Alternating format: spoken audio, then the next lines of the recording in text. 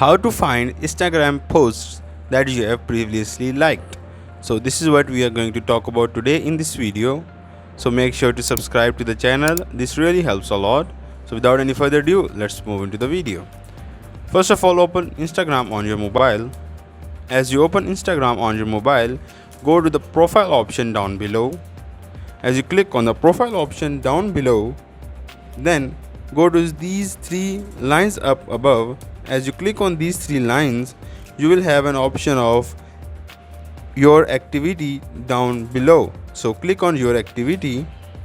After you have clicked on your activity, then go to interaction. As you go to your interactions, then you can go to likes.